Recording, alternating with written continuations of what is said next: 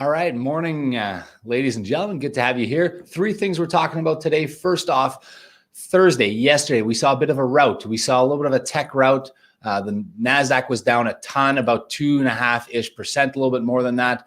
The TSX down kind of 1.5%. We did see a big move yesterday in the markets, and it kind of got progressively worse. It was a choppy overnight session. The Tesla fell slightly again this morning in pre-market trading. So the Dow Jones yesterday fell 559.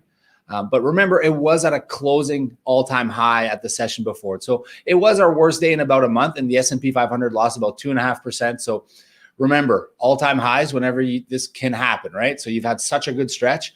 These things are sometimes called healthy pullbacks. So we saw what's called a healthy pullback. Two, why are we seeing this healthy pullback?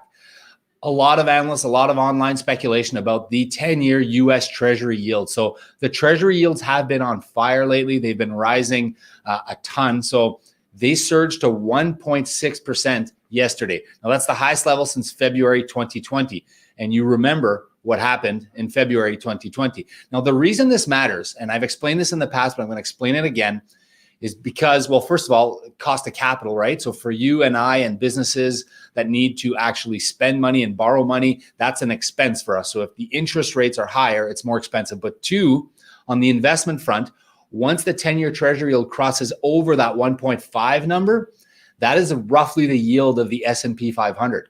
So once you can get more yield in a Treasury than the S&P 500, the natural occurrence of events on the institutional side and on a macro level is that dollars will shift from S&P 500 to 10-year treasuries.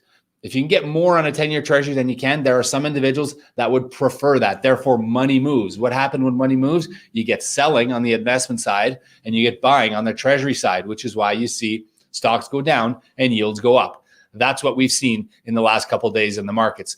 Now, third of all, we're talking about two stocks here that are making headlines. Let's go with Airbnb. Let's start with these guys. So they announced earnings. They reported a pretty significant loss for the first quarter as a public company, but the company did see better than expected revenue. The pandemic prompted consumers to embrace local travel. So there's a positive there. The other one is DoorDash. So DoorDash reported better than expected sales during the fourth quarter. They tripled from a year ago.